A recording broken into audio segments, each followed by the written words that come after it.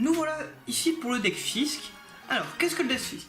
Le deck Fisk, ça va être un deck contrôle, où le but va être d'empêcher l'adversaire de jouer tout ce qu'il veut.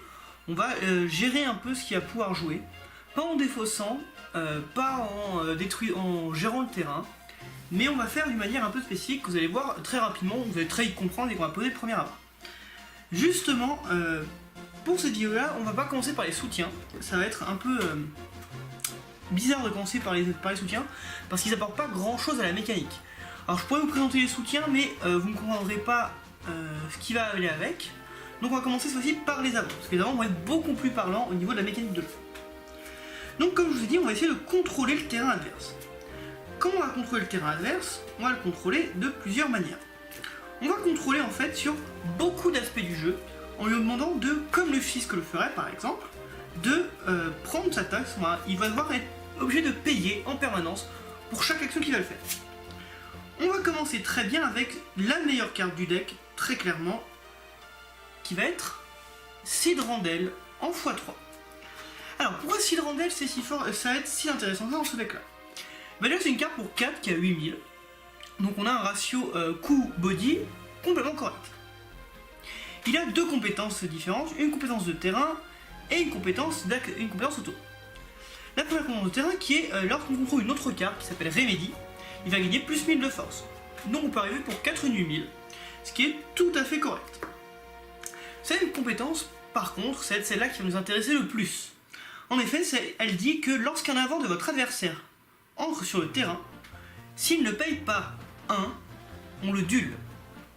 Alors déjà, pourquoi c'est très fort? Parce que ça veut dire que s'il veut jouer en avant activé, c'est-à-dire pour se défendre, il va être obligé de payer 1. C'est-à-dire que, sauf s'il n'a pas envie de le faire, ça peut arriver, tous ces avants vont devoir coûter 1 de plus pour jouer, sinon ils vont arriver duelés. Et là où c'est très fort, c'est que ça ne cible pas la carte. C'est pour ça que des cartes comme Ilua ou quoi que ce soit, des cartes qui sont immunisées, aucun problème, elles les passent toutes. Parce que ça ne cible pas. On ne choisit pas les cartes qui rentrent sur le terrain. C'est automatique, s'il ne paie pas, on duel. Donc voilà, on va jouer de cette manière-là, ça va être très simple, donc il va être obligé de payer 1 pour ne pas avoir ses avants duelés. Donc il va être obligé de payer plus s'il veut attaquer avec ou se défendre avec. Forcément, vu qu'on joue Sidrandel, on va jouer 3 Remedy. Alors Remedy, qu'est-ce que c'est? C'est la femme des Sidrandel, et elle a aussi deux compétences, une compétence de terrain et une compétence auto, elles sont assez similaires. La grosse différence va être sur la compétence auto et sur les stats. Elle coûte 3 et elle a 7000. Donc on reste toujours sur un ratio body correct. On est un peu moins fort, mais pour 3, 7000 c'est tout ce qu'on attend d'une carte en général. C'est très bien.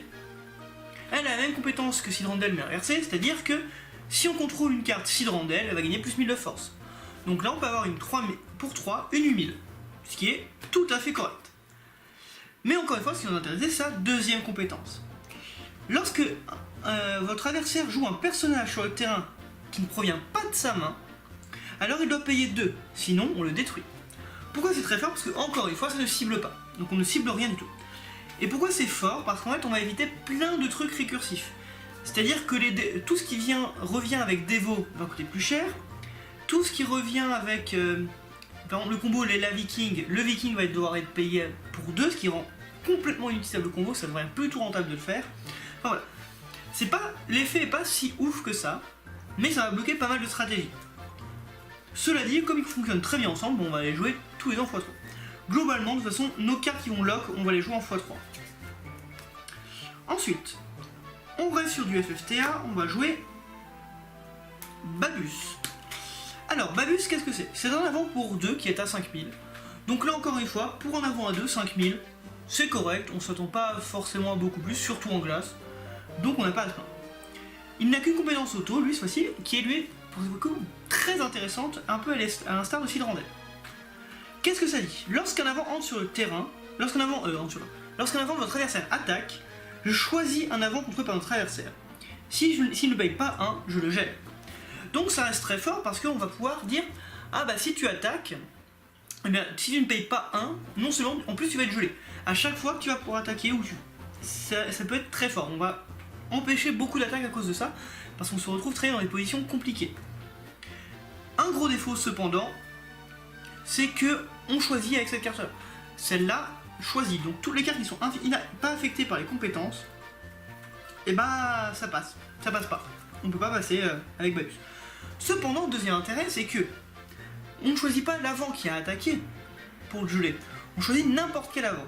C'est-à-dire que même s'il attaque avec un avant qui peut se réactiver, par exemple, ou qui a bravoure, eh ben on peut quand même geler un autre avant. C'est-à-dire qu'on peut continuer de geler en permanence le même avant si on a besoin.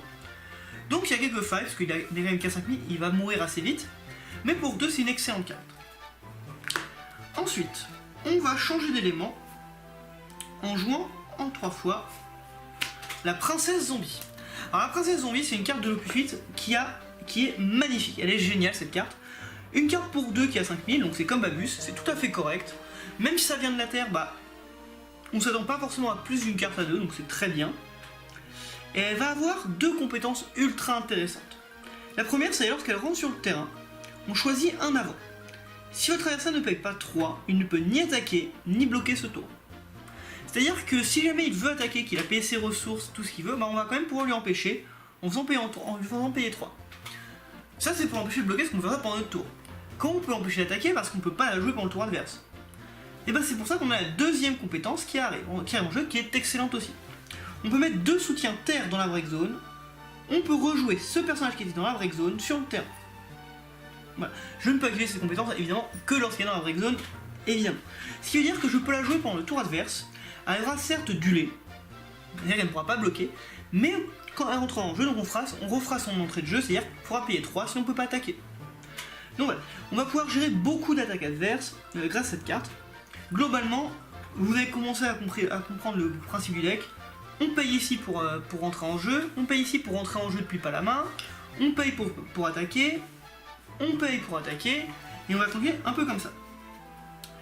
On va continuer avec, cette fois-ci, on va devoir gérer des invocations pour que nos cartes ne soient pas gérées.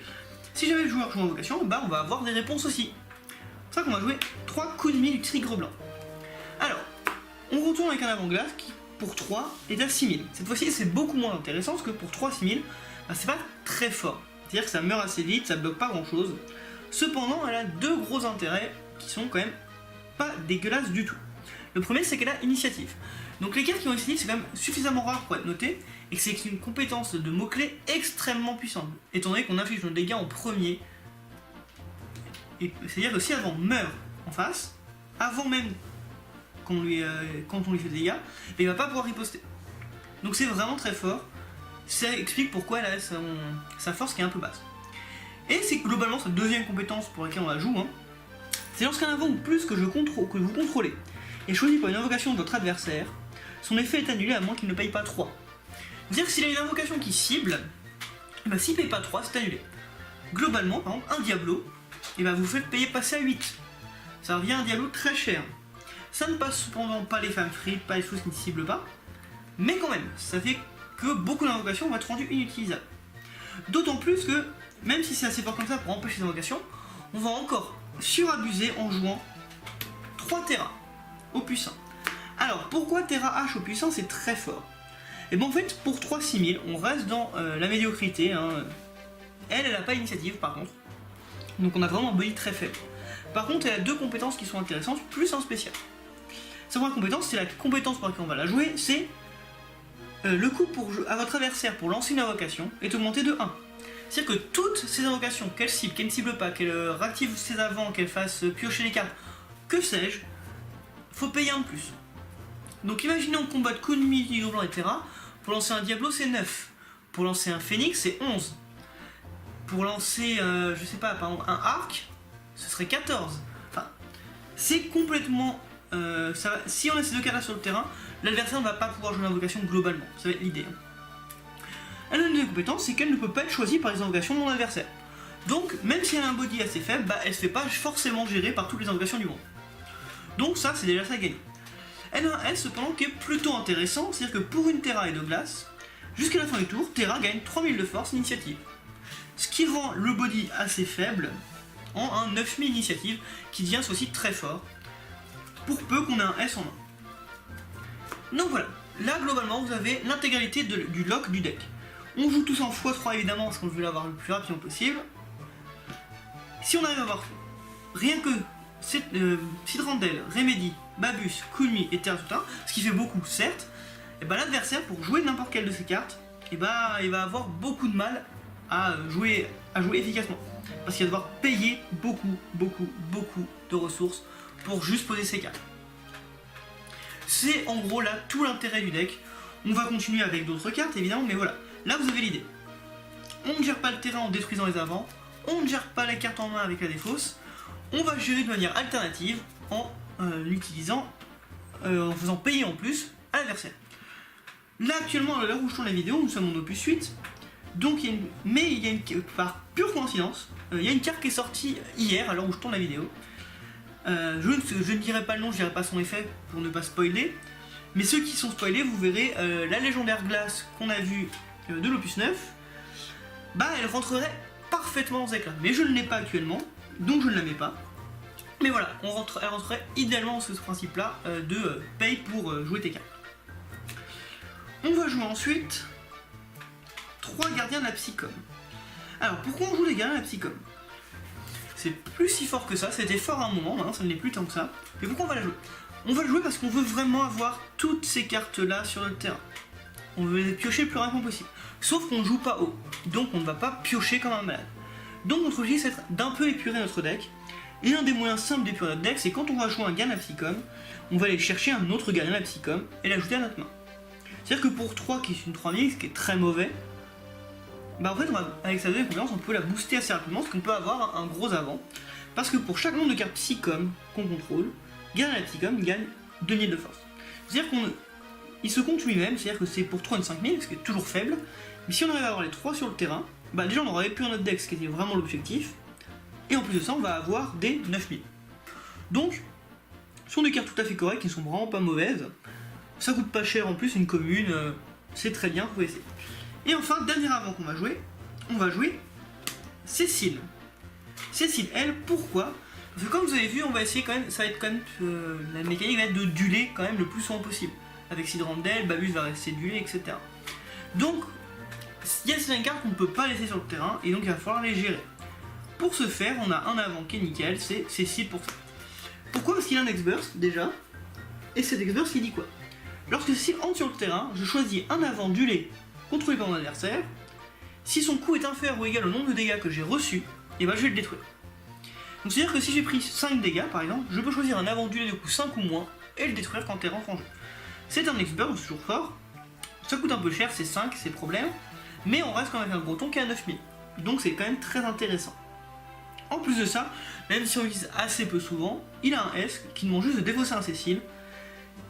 Et je choisis un avant, Cécile m'inflige un point de dégâts, et si le coût de l'avant est inférieur ou égal au nombre de points de dégâts que j'ai reçus, je le détruis. Donc là c'est globalement le même effet que le X-Burst, sauf qu'il me rajoute un point de dégâts, mais en contrepartie je peux choisir n'importe quel avant, il n'a pas besoin d'être duelé spécialement. Donc voilà, c'est tout pour les avants, on peut maintenant passer au soutien. Alors au niveau des soutiens, donc au niveau des soutiens, il n'y aura pas grand chose de entre guillemets neuf, on va pas pouvoir jouer la mécanique du deck avec les soutiens malheureusement, mais donc on va être là pour faire en sorte que nos avants qui sont quand même assez fragiles puissent revenir le plus souvent possible, parce qu'on a besoin d'avoir ces cartes sur le terrain. Donc on va commencer déjà par jouer 2 Mute. Pourquoi on joue Mute? Bah c'est simple, c'est un soutien à 3 qui va nous chercher soit Remedy, soit Cyrandel. Ce sont globalement les cartes importantes du deck, donc on va essayer de les chercher le plus vite possible.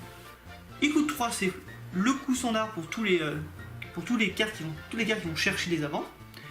Mais en contrepartie, il a un X-Burst, celui qui ne va chercher que 2 cartes. C'est quand même relativement fort, donc on le joue qu'en x2 parce qu'on n'a pas besoin d'avoir un x3, mais ça reste très fort. On va jouer ensuite 3 mineurs. Alors pourquoi on joue mineur? On joue mineur parce que quand il rentre sur le terrain, on peut récupérer un soutien dans notre main. Ça va être très important pour pas mal de soutiens qu'on va jouer. Donc le fait de pouvoir récupérer les soutiens, c'est très fort, on va garder. Et en plus de ça, on peut payer un terre, un incolore, le duelé et le mettre dans la break zone. On choisit un avant dans notre break zone et on le remet à notre main. Voilà. Globalement, ça nous permet de faire revenir nos cartes, nos avants, aussi dans notre main. Donc c'est très bien pour ce qu'on veut faire, parce qu'on veut qu'ils reviennent le plus... S'ils sont détruits, on veut qu'ils reviennent le plus vite possible. On va ensuite jouer 3 Dévo opus 1. Alors, Dévo, c'est un soutien à 4 qui est extrêmement fort. Pourquoi? Parce qu'il suffit juste de le dueler, de le mettre en break zone. On va choisir un avant de coup 4 ou moins dans notre break zone et on va le jouer sur le terrain. Je ne peux utiliser cette compétence-là que pendant mon tour, évidemment, parce que sinon ce serait beaucoup trop fort.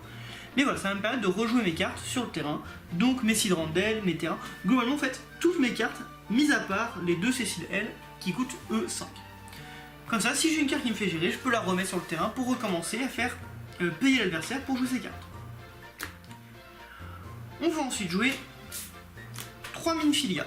Alors, pourquoi on joue Minfilia? Déjà parce que, chose importante, c'est que Minfilia et Minerve sont des soutiens terre. C'est important dans notre deck d'avoir les soutiens terre pour la compétence de Princesse Zombie, pour pouvoir les détruire et ramener la Princesse Zombie depuis le cimetière. Depuis la break zone.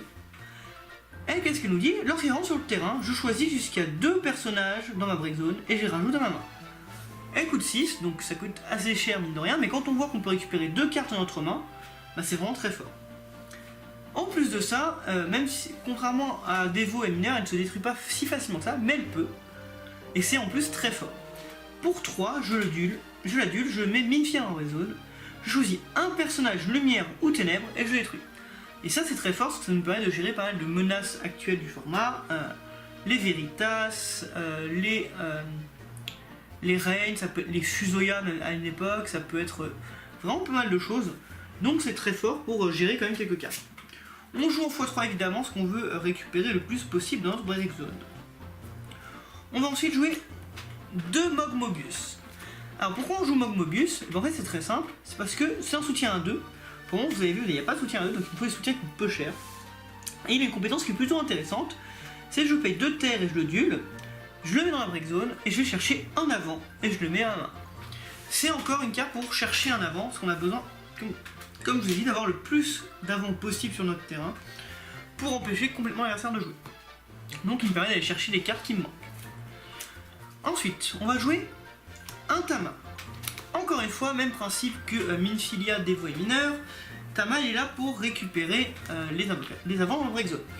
C'est un soutien qui coûte 7, donc il coûte assez cher, mais il a une très bonne compétence, qui est la suivante. Lorsqu'il rentre sur le terrain, je choisis un avant terre de coût 5 ou moins dans le break zone et je joue sur le terrain. Alors, il y a quand même un truc assez pénible avec, c'est que des inventaires on en joue pas tant que ça. On joue Princesse Zombie, Gardien Lapticum et Cécile. Globalement, ce sont les seuls inventaires qu'on va jouer. Mais ça nous permet de faire revenir une Princesse Zombie sur le terrain sans sacrifier 2 de nos soutiens. Donc c'est plutôt correct. Mais là où c'est vraiment très fort, c'est qu'en fait on va le faire en combo avec Cécile, tout simplement. Notre Cécile, elle, qui coûte 5, va pouvoir revenir sur le terrain dès qu'on joue notre soutien. Ce qui fait que notre avant qui coûte 7 va nous permettre de jouer un soutien plus un avant de coût 5 qui va nous gérer un avant sur le terrain. Logiquement, c'est comme ça qu'on va le jouer. Mais en plus de ça, il y a une deuxième compétence qui est très intéressante, c'est que pour 6, je le mets dans la break zone, je choisis un avant de coup 5 ou moins sur le terrain, et je le joue sur le terrain duelé. Je ne peux activer ces compétences que pendant mon tour, encore heureux.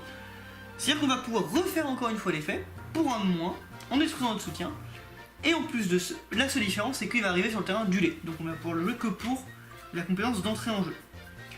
Donc c'est fort, ça reste très fort pour récupérer nos cartes qui détruisent. On joue qu'en x1, parce qu'on n'a pas forcément besoin de plus, mais c'est une très bonne carte. On va ensuite jouer une Iselle. Alors, Iselle, qu'est-ce que ça fait? Lorsqu'elle rentre sur le terrain, je vais choisir je peux chercher un avant-glace dans mon deck et l'ajouter à ma main. C'est aussi simple que ça, c'est un tuteur pour avant-glace. On a besoin de récupérer nos cartes le plus rapidement possible, donc encore un tuteur, c'est très bien. On va ensuite jouer un érudit opus 5. Alors, pourquoi un érudit opus 5? Parce que j'ai besoin quand même de soutien à 2. J'en ai déjà très peu dans le deck, j'ai 2 Mog et un érudit, j'ai juste 3 soutiens à 2, c'est-à-dire que mes soutiens vont coûter assez cher. Mais ils ont des gros effets intéressants, donc c'est un coup qu'on est capable de prendre. Il a une compétence qui est plutôt intéressante, c'est-à-dire que je paye un glace, je le duel, je le mets dans la break zone, je choisis un avant-glace de coût 3 ou moins dans la break zone et je rajoute à ma main. C'est plutôt parce que ça nous permet de récupérer des Terra, des Kunu Tigre Blanc, des Babus et des Remedy. On joue qu'en x1 parce que ça ne fait que rajouter à la main, dans tous les cas on préfère souvent jouer Devo, mais ça fait une bonne petite addition à Devo, c'est ok, on la joue en x1, c'est un soutien 2 qui est correct, donc c'est très bien. Et enfin, dernier soutien qu'on va jouer, ça va être Chantoto. Évidemment, on joue terre, on va jouer au moins une Chantoto, parce qu'elle va récupérer les éléments feu, glace, vent, terre, foudre et eau quand elle reste sur le terrain, donc ça fera un avant-glace et un avant-terre. Et lorsqu'elle rentre sur le terrain, je retire du jeu tous les avants qui sont sur le terrain. C'est très fort parce que si jamais on voit qu'on est derrière, ou qu'on n'arrive pas à gérer ses avants, ou qu'on n'arrive pas à sortir tout simplement, bah Chant Toto ça remet le board à 0, ça peut être très fort. Donc on joue en x1 parce que pas besoin d'avoir forcément plus, mais ça reste très très fort. Donc Chant Toto, oui. Donc voilà, donc on nous joue 17 soutiens qui sont assez chers malheureusement. Mais voilà, dans l'optique du deck, on pouvait pas forcément. J'ai pas forcément trouvé mieux à mettre. On va pouvoir en passer aux invocations et aux monstres. Alors, pour les invocations et les monstres. Donc on va jouer quand même pas mal de monstres dans ce deck là, parce qu'il y a beaucoup de monstres qui vont être intéressants dans notre gameplay.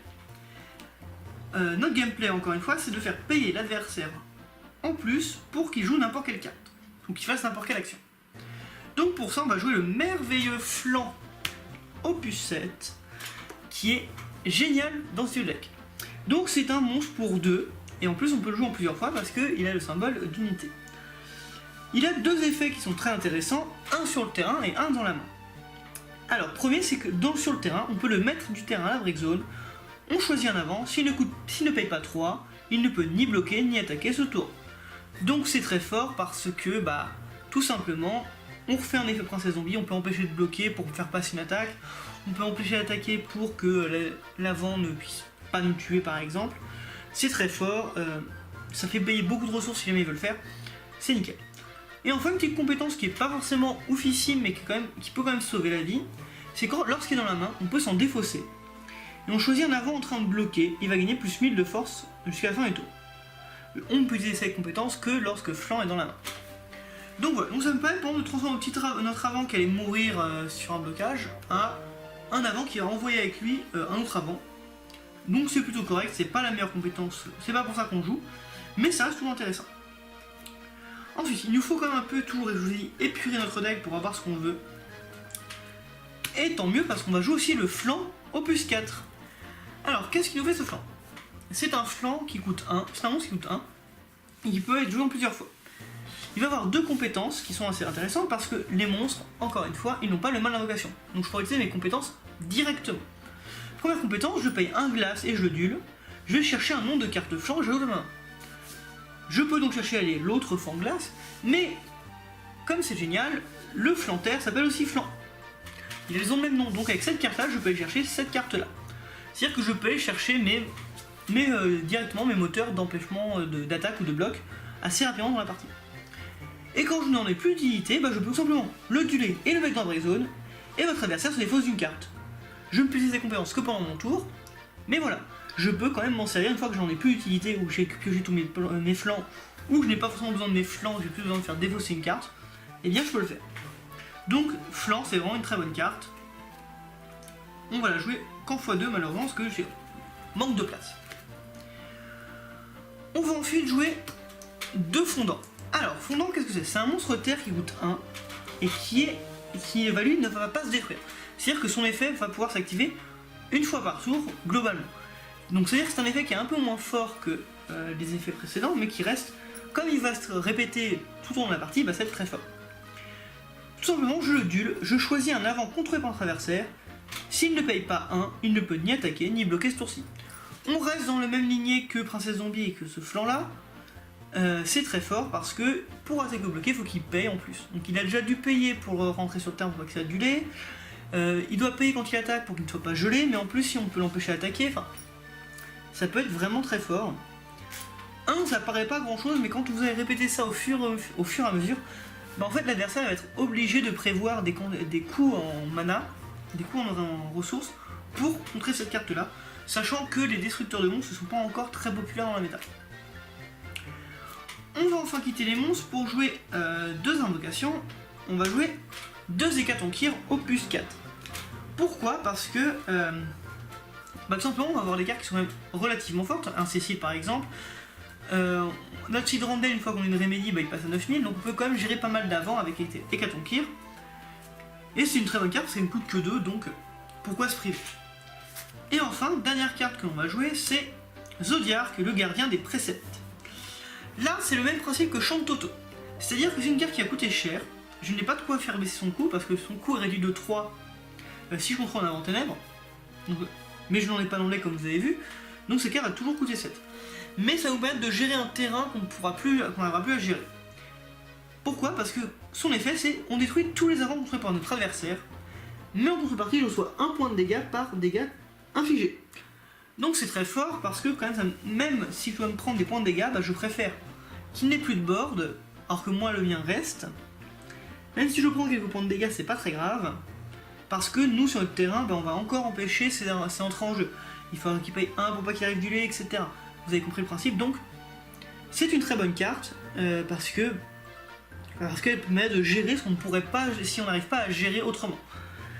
Avec Chantuto, c'est une carte de secours, mais une fois là, elle peut sauver des parties.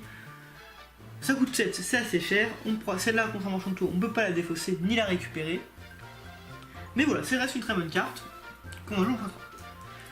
Donc voilà, donc c'est tout pour ce deck Fisk. J'espère que vous avez aimé la vidéo.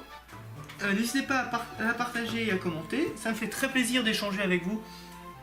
Surtout sur des decks complètement fun comme celui-là. J'avais envie de sortir un peu de la compétition parce que bah, c'est pas qu'on va voir toujours les mêmes cartes, mais globalement il y a une méta et on peut pas forcément sortir des choses qui sont en dehors de cette méta là sans avoir un deck complètement inutile. Ça c'est vraiment un deck pur fun. N'hésitez pas à l'essayer, c'est très rigolo à jouer, pas à subir. Clairement à subir c'est une plaie. Mais pour les plus sadiques d'entre vous, bah, ce sera très sympa à jouer. Donc voilà, c'est tout pour moi. Je vous dis passez une bonne soirée et à plus. Ciao.